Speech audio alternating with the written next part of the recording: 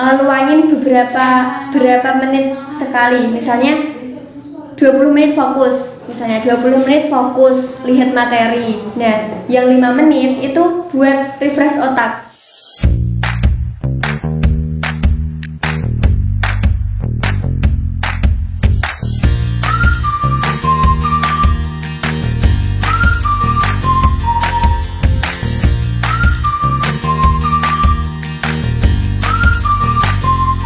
Assalamualaikum warahmatullahi wabarakatuh. Hai semua anak-anakku semua yang saat ini masih belajar di rumah daring. Ya, kali ini untuk sesi yang kedua saya menghadirkan bintang tamu angkatan tahun berapa Mbak? 2014. Jadi adik kelasnya Mas Haji yang kemarin yang kami hadirkan di sesi yang pertama. Kebetulan Mbak Hilda saat ini masih kuliah di Unisnu jurusan PAI, dan kebetulan pada tema kali ini kita akan mengangkat tentang ya seputar bagaimana cara belajar saat pandemi atau lika-likunya, keluh kesahnya, suka dukanya belajar melalui media daring. Itu. Sebelumnya mungkin saya mau sedikit ngasih gambaran ya. Saat ini kita tahu semuanya terbebani. Ya entah tidak hanya sektor ekonomi sebetulnya, tapi kita akan bicara masalah skup sektor pendidikan. Guru juga terbebani bagaimana cara mempersiapkan materinya, bagaimana cara menyiapkan medianya dan yang lainnya. Orang tua juga, kita bisa bayangkan Mbak ya, seandainya kalau dalam satu keluarga itu ada anak 4 atau 3 aja lah, 4 sekakean gitu. Yang satu PAUD atau TK, yang satu MI, yang satu MTS atau SMP. Saat per hari dapat 2 tugas, orang tuanya menjadi guru dadakan. Artinya orang tua harus siap menjadi guru PAUD, harus siap jadi guru MI, harus siap jadi guru MTS, dan itu sangat ya berat sekali. Artinya sebetulnya kondisi ini pemerintah memang sudah memberikan sebuah solusi dengan melakukan kebijakan-kebijakan dan regulasi tentang proses pembelajaran melalui daring. Tetapi sekali lagi seperti kita tahu, apapun teknologi, bagi saya juga selaku pelaku pendidikan, peran guru kayaknya sampai saat ini belum bisa tergantikan. Dan saat ini Mbak Gita masih kuliah kan, tahu dong keluh kesahnya bagaimana belajar daring. Mungkin kasih sedikit gambaran sisi baik atau sisi enaknya dan sisi tidak enaknya belajar daring. Ya, kalau dilihat dari sisi enaknya sih lebih santai ya Pak. Enggak. Walaupun misalnya belum mandi itu tetap bisa ikut pembelajaran. Ya walaupun misalnya kalau kampus tetap bisa sih Pak. Maksudnya gini, kalau di rumah itu emang lebih santai, terus lebih bisa sama leyeh-leyeh misalnya kayak gitu. Cuma ya kalau dilihat dari sisi serapan tangkapan ilmunya pasti memang lebih maksimal yang ketemu langsung Pak. Ketemu langsung. Tapi sekarang gini, kita tahu teknologi ini ya, gadget, semua tahu dong HP saat ini seperti apa. Semua bisa atau mungkin informasi itu bisa kita peroleh dalam satu genggaman ini. Tapi nyatanya saya sendiri mengakui atau mungkin menemui banyak kasus di masyarakat bahwa buktinya sudah dikasih gadget, materi disampaikan, dikasih sumber informasi, anak tetap butuh pendampingan, ya kan? Mungkin pendapat Mbak Gita sendiri sebagai seorang yang kebetulan ambil jurusan PAI, mungkin sebetulnya faktor terbesar apa? Padahal ini sebagai sebuah informasi yang apapun kita cari di sini kan bisa sebetulnya. Tapi kok masih peran orang tua itu masih dominan dalam memberikan sebuah pengarahan. Kira-kira apa faktornya? Kalau menurut saya itu dari sisi itu Pak, belum terbiasanya memaksimalkan penggunaan HP itu untuk sumber belajar. Belum terbiasa untuk memaksimalkan. Artinya mungkin gini, berarti menggunakan ini juga butuh keilmu tersendiri dong. Bisa diartikan begitu? Iya, harusnya begitu Pak. Butuh. Kalau untuk tingkatan yang MTS atau apa itu menurut saya memang perlu untuk pendampingan sebelumnya. Pendampingan dan butuh sebuah keterampilan untuk mencari informasi dengan ini. Ya, oh ya, terus terang saya juga mau sedikit cerita tentang kondisi real Bapak Ibu guru. Dari sini saya rasakan di teman-teman semua bahwa kami juga sebetulnya terbebani dengan kondisi daring saat ini. Kami harus terbiasa yang dari manual ke daring. Di sana ada penyesuaian penggunaan software, penggunaan macam-macam, karena nggak semua guru paham dengan Google Classroom, nggak paham dengan Edmodo, nggak paham dengan apa semua tetek bengeknya itu media-media, padahal teknologi itu diciptakan jari ini sih untuk memudahkan. Nadanya ribet gitu loh, ribet, dan ternyata tidak semua orang itu dan butuh skill tersendiri untuk ini. Nah, kembali ke ini kita fokusnya ke anak aja lah. Bagaimana sih tip atau mungkin jenengan sendiri yang bisa merasakan itu? Bagaimana cara memaksimalkan ini biar informasi yang disampaikan oleh Bapak Ibu guru dosen agar kita bisa bisa menyerap ilmu apa yang disampaikan melalui ini. Kira-kira apa? Ya seperti yang Bapak jelaskan tadi ya Pak. Misalnya di satu genggaman itu hasilnya kalau bisa maksimal kan bisa tahu segalanya ya Pak. Nah kalau menurut saya memang yang pertama ya itu di HP itu memfokuskan HP itu nggak cuma untuk hiburan saja, tetapi untuk kondisi saat ini memang benar-benar menumbuhkan kesadaran bahwa iki loh HP nggak cuma tak gitulenan tok, tapi ini adalah pengganti guruku selama di rumah. Iya sih, kita sadar. Sebetulnya kalau kita bicara masalah esensi atau fungsi ini sebetulnya kan bukan untuk media pembelajaran, tapi dia sebagai alat komunikasi kan. Cuma ketika teknologi itu lahirlah Android, semua terbenam dalam satu ini. Padahal dulu teknologi ini kan hanya untuk SMS, cuma itu tak nggak bisa macam-macam. Tapi sekarang semua dari itu mungkin mindset itu kah yang menjadikan orang itu masih berpikir bahwa ini bukan masih sebagai alat komunikasi, bukan sebagai sumber belajar. Apakah itu seperti itu? Ya kalau orang tua mungkin pikirannya ada yang seperti itu Pak. Mungkin masih yang menganggapnya itu bukan sebagai sumber belajar, tapi aslinya memang menurut saya itu belum itu loh Pak, belum adanya terbiasa ya, belum membiasakan diri untuk menggunakan itu sebagai sumber belajar kayak gitu. Terus aslinya ya sebagai pendidik memang itu ya Pak, memang harus gimana caranya siswa itu benar-benar mau menggunakan itu nggak cuma untuk hiburan saja, tapi sebagai pembelajaran. Enggak, sekarang begini, kita ke fokus mungkin lebih ke arah saya sendiri mungkin mau sedikit sharing ya tentang keluh kesah sebagai seorang guru mungkin atau sebagai seorang pengajar.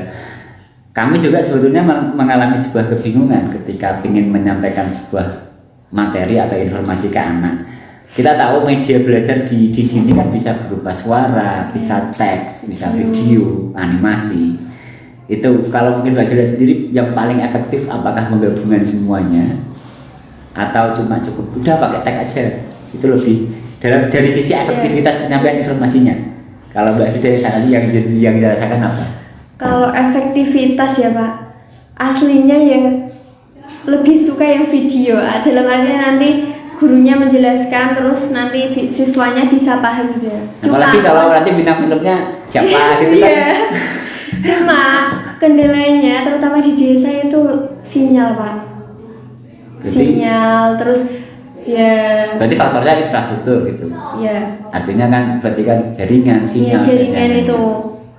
Jadinya kalau di saya sendiri itu malahan itu Pak jarang menggunakan yang bentuk misalnya Zoom atau apa, itu jarang soalnya ya terkendala itu.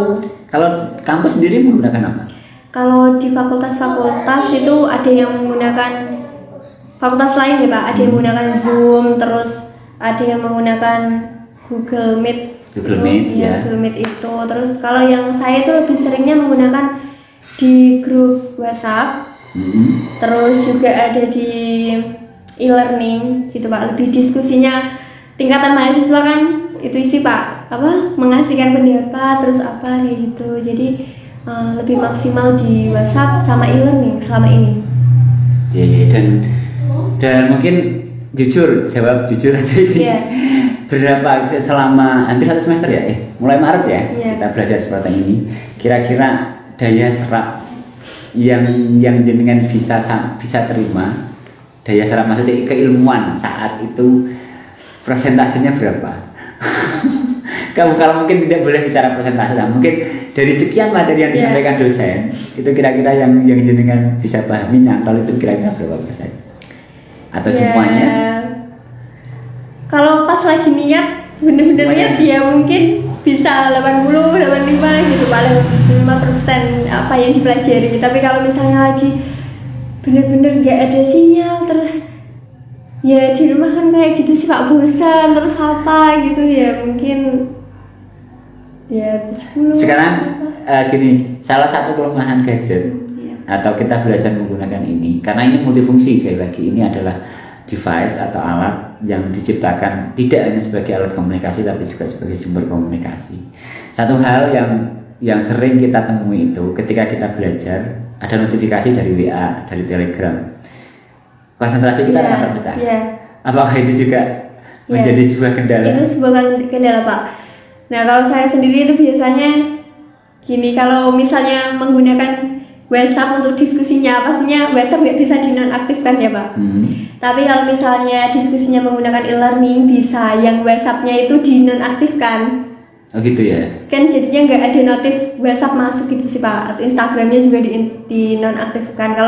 Kalau saya sendiri semacam itu. Tapi kalau misalnya diskusinya di WhatsApp, kan WhatsApp-nya nggak bisa dinonaktifkan Pak. Jadi semua grup masuk semua. Iya. Itu yang, saya sendiri merasakan itu. Artinya kita susah lah fokus gitu loh selama ini. Dan mungkin ini salah satu tips buat adik-adik yang belajar pakai di rumah.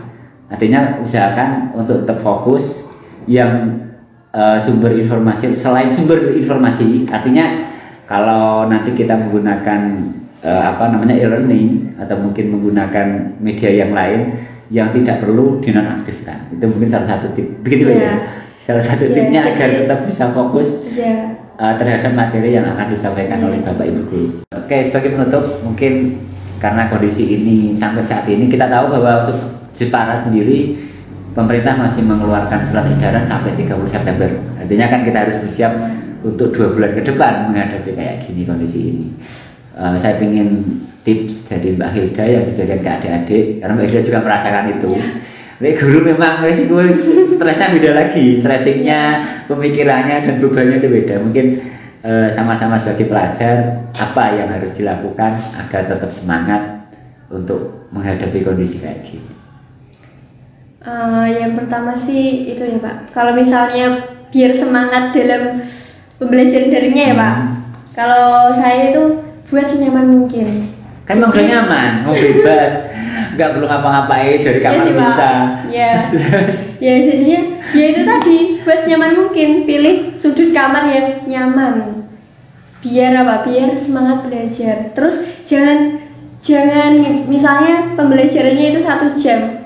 Jangan madep aja sejam itu madep gadget atau madep pelajaran aja, tapi luangin berapa menit sekali, misalnya 20 menit fokus, lihat materi. Nah, yang 5 menit itu buat refresh otak, entah itu jalan-jalan ke depan. Memang itu secara teori psikologi gitu ya? Saya iya Kak, saya pernah baca itu Pak, teori apa ya namanya? Saya lupa. Intinya kerja 25 menit kerja, 5 menit istirahat. 25 menit fokus, otak kita 5 menit iya. Harus di cooling down. Ada teori semacam itu sih Pak. Oh gitu ya. Ya, kalau menurut saya kecapean mungkin. Ya jadinya. Tapi sosok darum masalah ya. Jadi ketika 25 menit selesai ya sudah, nanti darum balikin nanti kan 2 jam kemudian. Nah itu masalahnya Pak. Emang butuh. Yang pertama sih itu tadi ya, buat adik-adik itu ya intinya semangat lah, tetap semangat berprestasi walaupun pandemi ini tuh saatnya bersaing dengan apa ya Pak? Kalau di kelas kan misalnya bersaing dengan keaktifan, misalnya keaktifan gimana menjawab pertanyaan, ya. Kalau di rumah kan bisa ya Pak, bisa semua ya. Kalau misalnya dikasih pertanyaan bisa langsung browsing terusnya. Jadinya maksimalin deh itu. Ini tuh saatnya belajar untuk mencari informasi, artinya belajar mandiri dan belajar maksudnya apa ya? Kalau bahasanya Pak Nadiem itu apa ya? Merdeka dalam belajar. Merdeka belajar. Tapi kan jauh kebablasan kan jauh bahaya juga kan. Terus juga itu sih Pak, menurut aku apa ya? Lakuin hobi setelah pelajaran. Misalnya ya nggak melulu setiap hari harus melakukan hobi itu ya Pak. Misalnya berapa hari sekali itu ngelakuin hobinya. Mancing mungkin. Ya mungkin bisa. Terus misalnya yang hobi ngapain ya? Bersepeda, terus hobi nge-game atau apapun ya nggak apa-apa. Itunya menjaga suasana hati dan pikiran biar nggak jenuh dan nggak stres gitu loh Pak. Agar apa? Agar bisa menangkap pembelajaran dengan maksimal. Ya mungkin nggak semaksimal yang di sekolahan ya Pak, tapi kan bisa memaksimalkan dengan situasi kondisi saat ini. Oke, makasih tipnya. Dan satu hal yang perlu kita sadari pada saat ini adalah kalau kemarin kita bagaimana cara memahami materi. Kalau mungkin saat bukan daring ya, artinya di kelas. Tapi tantangan terbesar saat ini ketika model pembelajaran daring adalah bagaimana cara kita belajar itu sendiri. Kan gitu. Iya Pak. Jadi belajar itu kudunya piye carane sinau dengan ini kan gitu. Jadi butuh ilmu tersendiri untuk bisa menyerap informasi apa yang disampaikan oleh guru. Ya, jadinya buat adik-adik itu misalnya pas kuotanya banyak ya bisa tuh sesekali lihat YouTube itu nggak cuma yang nggak cuma yang drama atau yang musik-musik aja, tapi sekali lihat itu ya Pak, video pembelajaran misalnya matematika rumus ini belum paham, sesekali lah lihat YouTube bagaimana mengerjakan soal semacam itu gitu. Oke, gitu. Terima kasih Mbak Hida yang sudah menyempatkan waktunya untuk menemani kita semua, dan semoga adik-adik semua yang saat ini masih belajar di MTS tetap semangat untuk belajar, terus belajar, karena belajar adalah tugas kita dan kewajiban kita sepanjang hayat. Itu. Terima kasih Mbak ya, sampai ketemu dan semoga kita semua dalam keadaan sehat. Amin. Assalamualaikum warahmatullahi wabarakatuh.